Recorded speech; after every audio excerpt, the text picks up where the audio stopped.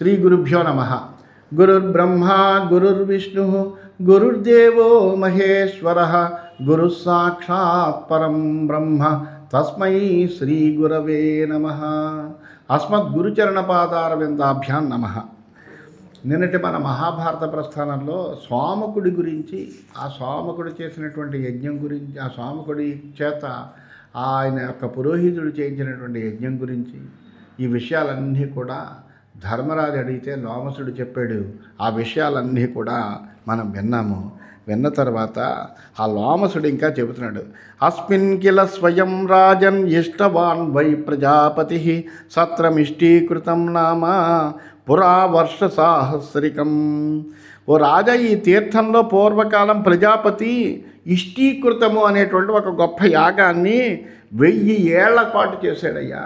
1000 ఏళ్ల పాటు ఒక గొప్ప యాగాన్ని చేశాట. అంబరీషశ్చ మహాభాగ ఇష్టవాన్ యమునామను యత్రేష్ట్వా దశపద్మాని సదస్యేభ్యో అభిసృష్టవాన్ యజ్ఞైశ్చ తపసా చైవ పరాం సిద్ధిమవాపసః. ఆ నాభాగుడి కుమారుడైనటువంటి అంబరీషుడు ఇక్కడే యమునా తీరంలో తపస్సు చేశాడయ్యా. ఆ తర్వాత సదస్సులందరికీ 10 పద్మాల నాణాలని, అంటే కొన్ని కోట్ల నాణాలని దానం చేసేట. తపస్సు ద్వారా తన సిద్ధిని కూడా పొందాడయ్యా. దేశశ్చ నాహుషస్యాయం యజ్వన పుణ్యకర్మణ సార్వభౌమస్య కౌంతేయ యయాతే రమితౌజసః స్పర్ధమానస్య శక్రేణ తస్యేదం యజ్ఞవాస్పిహ. ఓ కౌంతేయ, ఇది నహుష కుమారుడు యయాతి యొక్క ప్రదేశంగా చెప్తారు. అతడు పవిత్రమైనటువంటి కర్మలు అనేకం చేశాడు. యాజ్ఞికుడు మహా తేజస్వి, సార్వభౌముడు. అతడు ఎప్పుడు కూడా ఇంద్రుడితో పోటీ పడేటువంటి వాడు. ఇదంతా కూడా అతని యొక్క యజ్ఞభూమయ్య. పశ్య నానా విధాకారై అగ్నిభిర్నిచితాం మహీం మజ్జంతీమివ చాక్రాంతాం యయాతే యజ్ఞకర్మభిః. చూడవయ్యా, ఇక్కడ అనేకములైనటువంటి ఆకారాలతో కూడినటువంటి అగ్నులు ఉన్నాయి. వాటితో కూడినటువంటి భూమి ఇది. యయాతి యొక్క యజ్ఞ కర్మల చేత వ్యాప్తమై ఉన్నది. ఆయన యొక్క పుణ్యధారలతో మునిగి ఉందయ్యా ఇది. ఏషా సింయేకపత్ర యాసరకం చేతదుత్తమం పశ్య రామహృదాన్నేతాన్ పశ్య నారాయణాశ్రమం. ఇగో ఈ జిమ్మి కొమ్మకు చూడు ఒకసారి. జిమ్మి వృక్షం, శమ్యేకపత్ర అంటే శమీ వృక్షం, జమ్మి వృక్షం. ఈ జమ్మి వృక్షంలో కొమ్మకి ఇది ఏకపత్ర అంటే ఒక్కటే ఆకు ఉందిట. ఈ సరస్సు చాలా ఉత్తమమైనటువంటిది చూడు. ఇది పరశురాముడి యొక్క కుండాలు, వీటిని చూడు. దీన్నే నారాయణాశ్రమం అంటారు. దీన్ని చూడవయ్యా అని ఇవన్నీ చూపిస్తున్నాడు. ఏతత్ చర్చీకపుత్రస్య ఏతచ్చర్చీకపుత్రస్య యాగైర్విచరితో మహీం ప్రసర్పణం మహీపాలారోప్యాయామమితౌజసః. ఇది యాగశక్తి చేత భూమి అంతా కూడా సంచరించేటువంటి రుచీకుడి యొక్క పుత్రుడైనటువంటి జమదగ్ని తీర్థం అంటారు దీన్ని. ఇది రౌప్యా నది యొక్క సమీపంలో ఉందయ్యా. అత్రానువంశం పఠతః శృణు మే కురు నందనావులూఖలైరాభరణై పిశాచీ యదభాషత. ఈ తీర్థానికి పరంపరగా ప్రాప్తమైనటువంటి ఒక కథ ఉంది, జాగ్రత్తగా విను, అది చెప్తాను. ప్రాచీన కాలంలో ఒక స్త్రీ తన పుత్రుడితో కలిసి ఇక్కడ నివసించడానికి వచ్చింది. ఒక పిశాచి రోళ్ల పరిమాణం కలిగినటువంటి ఆభరణాలన్నీ దాల్చి ఉంది. ఆమెతో ఈ విధంగా అంది. యుగంధరే దధిప్రాస్యా భుషిత్వా చాచ్యుత స్థలే తద్వద్భూతలయే స్నాత్వా సపుత్రా వస్తుమర్హసి. ఈ యుగంధర ప్రదేశం అంటారు. యుగంధర ప్రదేశంలో పెరుగు తాగి అచ్యుత స్థలంలో రాత్రి నివసించి భూతలయంలో స్నానం ఆడితే కానీ పుత్రుడితో నీకు ఇక్కడ నివసించేటువంటి అధికారం లేదు అని. స్త్రీ పుత్రుడితో వచ్చింది. వస్తే అప్పుడు ఆ పిశాచి చెబుతోంది, యుగంధర దేశంలో పెరుగు తాగి అచ్యుత స్థలంలో రాత్రి ఉండి భూతలయంలో స్నానం ఆడితే అప్పుడు నీకు పుత్రుడితో ఇక్కడ నివసించేటువంటి అధికారం ఉంటుందమ్మా, లేకపోతే ఉండదు అని. ఏకరాత్రముషిత్వేహ ద్వితీయం యది వశ్యసి ఏతద్వైతే దివావృత్తం రాత్రవృత్తమతోన్యథా. ఒక రాత్రి ఇక్కడ పడుకుని రెండవ రోజున ఉంటే కనుక పగలు పొందినటువంటి కష్టం కంటే ఎక్కువ కష్టాన్ని నువ్వు రాత్రి పొందుతావు. అద్యచాత్ర నివస్యామ క్షపాంభర్దసత్తమా ద్వారమేతత్తు కౌంతేయ కురుక్షేత్రస్య భారత. జనశ్రుతిని బట్టి ఎప్పుడు కూడా ఇక్కడ ఒక్క రాత్రే ఉండాలి. ఇక్కడ మనం ఈరోజు రాత్రి నివసిద్దాం. ఇది కురుక్షేత్రానికి ద్వారం. ఇక్కడ ఒక రాత్రి కంటే ఉండకూడనటువంటి ప్రదేశం ఇది. ఒక రాత్రి కంటే ఎక్కువ ఉన్నాము అంటే కనుక అప్పుడు మనము చాలా ఎక్కువ కష్టాన్ని కూడా పొందుతామయ్యా. అందువల్ల ఒక్క రాత్రి ఇక్కడ నివసిద్దాము. దీన్ని కురుక్షేత్రానికి ద్వారం అంటారు అని చెప్పాడు. అత్రైవ నాహుషో రాజా రాజన్ గతుభిరిష్టవాన్ యయాతిర్బహురత్నౌఘై యతే యత్రేంద్రో మోదమభ్యగాత్. ఓ మహారాజా, ఇక్కడే నహుషపుత్రుడైనటువంటి యయాతి ధనరాశుల్ని దక్షిణ రూపంగా ఇచ్చి భగవంతుడిని అర్చించాడయ్యా. ఆ యజ్ఞాల్లో ఇంద్రుడు అతని పట్ల చాలా ప్రసన్నుడయ్యాడు. ఏతత్ ప్లక్షావతరణం యమునా తీర్థమోత్తమం ఏతద్వైనాకపృష్ఠస్య ద్వారమాహుర్మనీషిణ. ఇది యమునా నదీ తీరాన్ని ఉండేటువంటి ప్లక్షావతరణ తీర్థము అంటారు. ఇది సాటి లేనటువంటిది.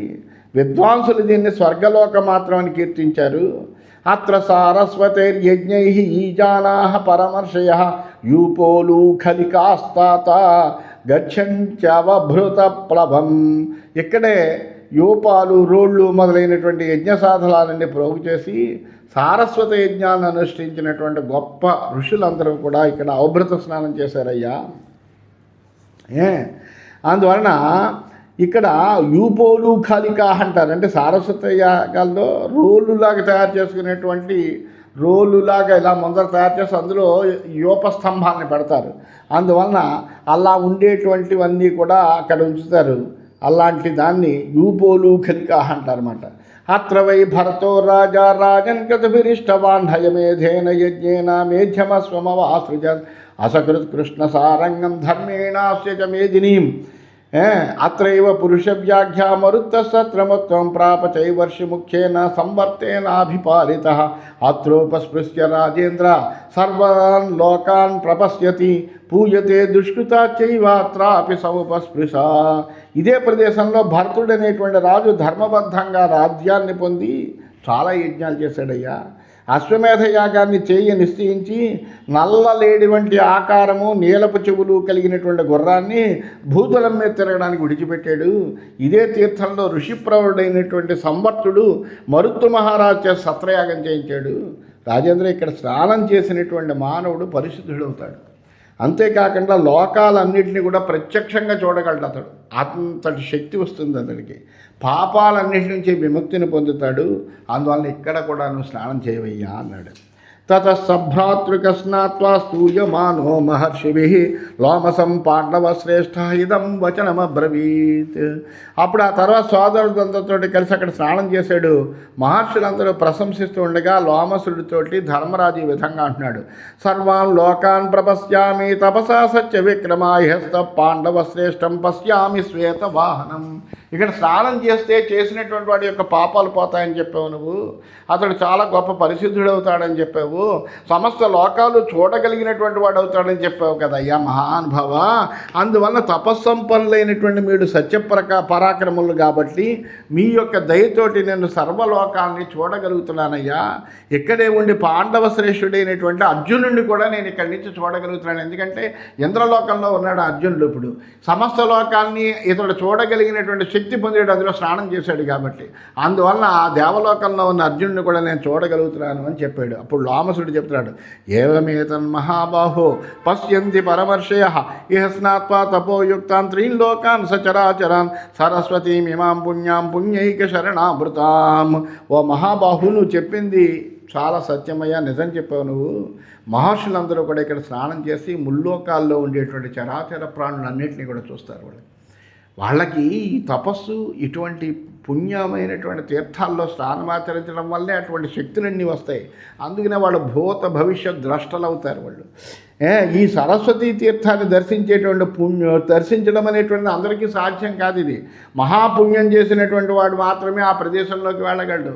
ఎందుకంటే ఆ భగవంతుడి యొక్క అనుగ్రహం లేకపోతే పక్కనున్న గుళ్ళోకి కూడా వెళ్ళి ఒకసారి నమస్కారం పెట్టుకోలేం మనం.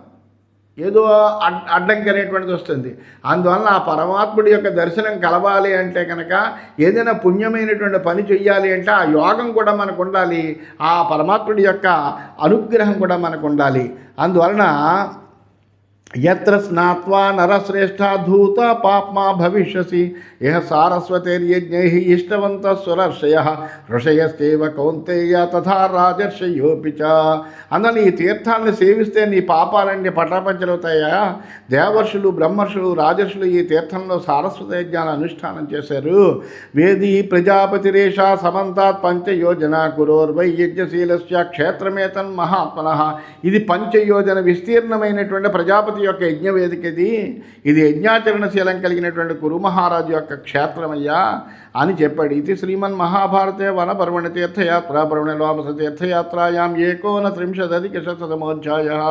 ఈ విధంగా శ్రీమన్ మహాభారతంలో వనపర్వంలో, తీర్థయాత్రా పర్వం అనే ఉపపర్వంలో, లోమస తీర్థయాత్రలో 129వ అధ్యాయమైంది. 130వ అధ్యాయంలోకి ప్రవేశించాం. లోమస ఉవాచ ఇహమత్యాస్తనూస్త్యక్త్వా స్వర్గం గచ్చంతి భారత మత్తు కామ నరారాజన్నిహాయాంతి సహస్రశః. లోమసుడు చెబుతున్నాడు, ఓ రాజా, ఇక్కడ మానవులు శరీరాన్ని విడిచిపెట్టి స్వర్గానికి చేరుకుంటారయ్యా. మరణించాలి అనేటువంటి వాళ్ళు వేల కొద్దీ ఇక్కడికి వస్తారు. ఎందుకంటే ఇక్కడే ఉండి ఇక్కడ స్నానం చేసి తమ యొక్క శరీరాన్ని వదిలిపెడుతూ ఉంటారు. ఏవమాసి ప్రయుక్తా హి దక్షేణ యజతా పురా ఇహ ఏ వై మరిష్యంతి తే వై స్వర్గజితో నరాః ఏషా సరస్వతీ రమ్యా దివ్యా చౌఘవతీ నది ఏతద్వినసరం నామ సరస్వత్యా విశాంపతే. ప్రాచీన కాలంలో దక్ష ప్రజాపతి యజ్ఞ సమయంలో ఇక్కడ ఏ మానవులైతే మరణిస్తారో వాళ్ళు స్వర్గాన్ని సాధిస్తారు అని ఆయన ఆశీర్వదించాడయ్యా. అందువల్ల అప్పటి నుంచి అనేక మంది జనులు ఇక్కడ మరణం కోరుకుంటూ వస్తారు. అందువల్ల ఇది సుందరమైనటువంటి దివ్యమైనటువంటిది ప్రవాహ వేగం కలిగినటువంటి సరస్వతి నది. దీని పేరు ఏంటంటే సరస్వతీ వినసన తీర్థం అంటారు. ద్వారం నిషాద రాష్ట్రస్య ఏషాం దోషా సరస్వతి ప్రవిష్టా పృథివీం వీర మా నిషాదా హి మాం విదుః ఏష వై చమసోద్భేద యత్ర దృశ్యా సరస్వతి యత్రైనామభ్యవర్తంత సర్వా పుణ్యా సముద్రగాః. ఓ వీర, ఇది నిషాద రాజ్యద్వారం, నిషాద రాజద్వారమయ్యా. నిషాదులకు సంబంధించి దోషం పొందినటువంటి సరస్వతి వాళ్ళ కనపడకుండా ఉండాలని ఇక్కడే భూమిలోకి చొరబడింది. దీన్నే చమసోద్భేద తీర్థం అని కూడా అంటారు. ఇక్కడ సరస్వతి అనేది ప్రత్యక్షంగా కనిపిస్తుంది. చాలా చోట్ల సరస్వతి అంతర్వాహినిగా ఉంటుంది, కానీ ఇక్కడ ప్రత్యక్షంగా కనిపిస్తుంది. సముద్రంలో కలవాలనుకునేటువంటి నదులన్నీ మనం అనుసరించి వచ్చాయి. ఏత సింధోర్మహత్తీర్థం యత్రాగస్త్యమరిందమ లోపాముద్రా సమాగమ్య భర్తారం అవృణీతవై. ఓ అరిందమా, ఇది లోపాముద్ర అగస్త్యుని భర్తగా వరించినటువంటి చోటు. ఆమె వివాహం చేసుకున్న చోటు సింధు నదీ తీరాన్ని ఉండేటువంటి గొప్ప తీర్థమయ్యా ఇది. ఏతత్ ప్రకాశతే తీర్థం ప్రభాసం భాస్కరజ్యుతే ఇంద్రసదైతం పుణ్యం పవిత్రం పాపనాశనం. ఈ విధంగా ప్రకాశించేటువంటి తీర్థం కాబట్టి దీన్ని ప్రభాస తీర్థం అన్నారు. అంటే ప్రకాశమానమైనటువంటి తీర్థము అని. ఇది ఇంద్రుడికి చాలా ఇష్టమైనది, పవిత్రమైనటువంటిది, పాపనాశనం కూడా ఇది. ఏతద్ విష్ణుపదం నామ దృశ్యతే తీర్థమత్వం ఏషా రమ్యా వ్యపాసా చ నదీ పరమ పావని అత్ర వై పుత్రశోకేన వశిష్ఠో భగవాన్ ఋషి బద్ధ్వా ఆత్మానం నిపతిత విపాస పునరుత్థిత. దీన్నే విష్ణుపదం అని కూడా అంటారు. విష్ణుపదం అనేటువంటి పేరు కలిగినటువంటి దివ్య తీర్థము, పరమ పావని అయినటువంటి విపాస నది ఇక్కడ ఉంది. ఈ తీర్థంలో వశిష్ఠ మహర్షి పుత్రశోకంతో పీడితే తన శరీరాన్ని పాశాలతో కట్టుకుని నదిలో దూకాడు. కానీ ఆ పాశాల నుంచి విడివడి మళ్ళీ నది నుంచి బయటకు వచ్చాడు ఆయన. అటువంటి గొప్ప నదయ్య ఇది. కాశ్మీర మండలం చైత సర్వపుణ్యవరిందమ మహర్షిభిశ్చాధ్యుషితం పశ్చేదం భ్రాతృభిः సహ యత్రోత్తరాణం సర్వేషాం ఋషీణాం నాహుషస్య చ అగ్నేశ్చైవాత్ర సంవాదః కాశ్యపస్య చ భారత. అలాగే ఇది పుణ్యప్రదమైనటువంటి కాశ్మీర దేశమయ్యా. ఇక్కడ చాలామంది ఋషులు నివసిస్తున్నారు. నీ సోదరులతో సహా దీన్ని నువ్వు దర్శించవయ్యా. ఉత్తర ప్రాంతంలో ఉండేటువంటి ఋషులు యయాతి, అగ్ని, కశ్యపుల సంవాదం అంతా కూడా ఇక్కడే జరిగింది. ఏతద్వారం మహారాజా మానవస్య ప్రకాశతే వర్షమస్య గిరేర్మధ్యే రామేణ శ్రీమతాకృతం. ఇది మానస సరోవరానికి ద్వారం అని కూడా చెబుతారు. ఈ పర్వత మధ్య భాగంలో పరశురాముడు ఆశ్రమాన్ని నిర్మించాడు. ఏషవాతి కషండో వై ప్రఖ్యాత సత్య విక్రమ నాట్యవర్తత యద్వారం విదేహాదుత్తరంచయ. సత్యవిక్రముడైనటువంటి పరశురాముడు అందరికీ తెలిసినటువంటి వాడే. ఈ ఆశ్రమం విదేహ దేశానికి ఉత్తరంగా ఉన్నటువంటిది. ఈ ప్రదేశాన్ని వాయువు కూడా దరిచేరలేదయ్యా. ఇదమాశ్చర్యం అపరం దేశే అస్మిన్ పురుషశభ క్షీణే యుగేతు కౌంతేయ సర్వస్య సహ పార్షదైః సహోమయా చ భవతి దర్శనం కామరూపిణః అస్మిన్ సరసి సత్రైర్వై చైత్రే మాసి పినాకినం యజంతే యాజకాః సమ్యక్ పరివారం శుభార్ధినః అత్ర ఉపస్పృశ్య సరసి శ్రద్ధదానో జితేంద్రియః క్షేణపాప శుభాన్ లోకాన్ ప్రాప్నుతే నాత్ర సంశయః ఏష ఉజ్జానకో నామ పావకిర్యత్ర శాంతవాన్ అరుంధతి సహాయశ్చ వశిష్ఠో భగవాన్ ఋషిః. ఓ కౌంతేయ, ఇది చాలా ఆశ్చర్యకరమైనటువంటి విషయమయ్యా. ఈ తీర్థంలో నివసించేటువంటి సాధకులకు యుగాంతంలో స్వేచ్ఛారూపాన్ని ధరించగలిగినటువంటి శక్తి, ప్రమథగణాలు, పార్వతితో కూడినటువంటి శంకరుని యొక్క ప్రియమైనటువంటి దర్శనం కూడా కలుగుతుంది, ప్రత్యక్ష దర్శనం. ఈ సరోవర తీరంలో కనుక చైత్రమాసంలో శుభాలను కోరేటువంటి యాజకులు అనేక మంది అనేక రకాల యజ్ఞాలతో పరివారగణంతో కలిసి శివుని ఆరాధిస్తారు. సాధారణంగా వసంత ఋతువులో యజ్ఞాన్ని ఆచరించమంటారు. అందువలన ఆ చైత్రమాసంలో చేయాలి అనేటువంటి కోరికతోటి శుభాలను కోరేటువంటి యాజకులందరూ కూడా అనేక రకాలైనటువంటి యజ్ఞాలలో తోటి పరివారగణంతో కలిసి శివుణ్ణి ఆరాధిస్తారయ్యా. ఈ సరస్సులో శ్రద్ధతో జితేంద్రుడి స్నానం ఆచమనం చేస్తే పాపాలన్నీ పోయి వాడు శుభలోకాలకి చేరతాడు. ఈ సరస్సుకి ఉజ్జానకం అని పేరు. ఇక్కడే కుమారస్వామి, అరుంధతి సహితుడైన వశిష్ఠుడు సాధన చేసి సిద్ధిని శాంతిని కూడా పొందారు. అందువలన ఇది చాలా గొప్పదైనటువంటిదయ్యా ఇది అని చెప్పారు. హ్రదశ్చ కుశవానేష యత్ర పద్మం కుశేషయం ఆశ్రమస్తేవ రుక్మిణ్యాః యత్రాశామ్యదకోపిన. దీన్నే కుశవంతం అనేటువంటి మడుగంటారు. ఇక్కడే కుశేషయం అనే పేరు కలిగినటువంటి పద్మం వికసిస్తుంది. దీన్ని రుక్మిణీదేవి ఆశ్రమము అంటారు. ఇక్కడ ఆమె కోపాన్ని జయించి శాంతిని పొందిందయ్యా. సమాధీనాం సమాసస్తు పాండవే యశ్రుతస్త్వయ తం ద్రక్షతి మహారాజా భృగుతుంగం మహాగిరిం. ఏదైతే యోగసిద్ధికి సంక్షేప స్వరూపమని పూర్వం నువ్వు విన్నావో, దేన్ని చూస్తే సమాధి ఫలం లభిస్తుందో ఆ భృగుతుంగం అనేటువంటి పర్వతం నీ ఎదురుగుండా ఉంది. ఇప్పుడు దాన్ని నువ్వు చూస్తున్నావయ్యా. వితస్తాం పశ్చ రాజేంద్ర సర్వపాప ప్రమోచిని మహర్షిభిశ్చ జుషితాం సీతతోయాం సునిర్మలాం. ఓ రాజేంద్ర, వితస్తా నదిని చూడు. ఇది పాపాలన్నింటినీ కూడా పోగొట్టేటువంటి నది. దీంట్లో ఉండేటువంటి నీరు చాలా చల్లగా నిర్మలంగా ఉంటుంది. దీని ఒడ్డున చాలామంది మహర్షులు నివసిస్తున్నారు. జలాంచోప జలాం చైవ యమునాం అభితో నదీం ఉషీనరో వై యత్రేష్ట్వా వాసవా అచ్చరిచ్యత. ఈ యమునా నదికి రెండు వైపులా ప్రవహించేటువంటి జల ఉపజల అనేటువంటి నదులు ఉన్నాయి చూడు. ఉషీనరుడు ఇక్కడ యజ్ఞం చేసి ఇంద్రుణ్ణి మించినటువంటి స్థానాన్ని దక్కించుకున్నాడయ్యా. తాం దేవసమితం తస్య వాసవస్య విశాంపతే అభ్యాగచ్చన్ నృపవరం జ్ఞాతుమగ్నిశ్చ భారత. ఉషీనరుడి యొక్క మహిమ తెలుసుకోవడం కోసం ఒకసారి అగ్ని, ఇంద్రుడు కూడా అతడు రాజ్యసభకు వచ్చారు. జిజ్ఞాసమానో వరదో మహాత్మానముషీనరం ఇంద్రస్యేన కపోతోగ్ని భూత్వా యజ్ఞే అభిజగ్మతు. వరాలివ్వగలిగినటువంటి వాళ్ళు ఇద్దరూ కూడా ఆ సమయంలో, ఈ ఉషీనరుడు అంటే శిబి అనేవాడు, శిబి మహారాజు అని చెబుతారు. ఆ శిబిని పరీక్షించడానికి నిశ్చయించి ఇంద్రుడు డాగగాను అగ్ని పావురంగా మారి అతని యజ్ఞ మండపానికి వచ్చారు. ఊరు రాజ్ఞ సమాసాధ్య కపోత శ్యానజాద్భయ శరణార్థి తథా రాజన్ నిలీయే భయపీడిత. తన రక్షణ కోసం ఆశ్రయాన్ని కోరినటువంటి పావురము డాగ భయంతో రాజు తొడలను చేరి దాగి ఉంది అని ఆ విషయం అంతా కూడా చెప్పాడు. ఇది శ్రీమన్ మహాభారతే వనపర్వణి తీర్థయాత్రా పర్వణి లోమస తీర్థయాత్రాయాం శ్యానకపోతీయే 30,000 ఈ విధంగా శ్రీమన్ మహాభారతంలో వనపర్వంలో తీర్థయాత్రా పర్వం అనే ఉపపర్వంలో లోమస తీర్థయాత్రలో శ్యానకపోతీయం అనేటువంటి 130వ అధ్యాయమైంది. 131వ అధ్యాయంలోకి మనం ప్రవేశించాం. ఆ శ్యానం ఏమంటుందంటే ఈ విధంగా చెబుతోంది ఆ శిబితోటి.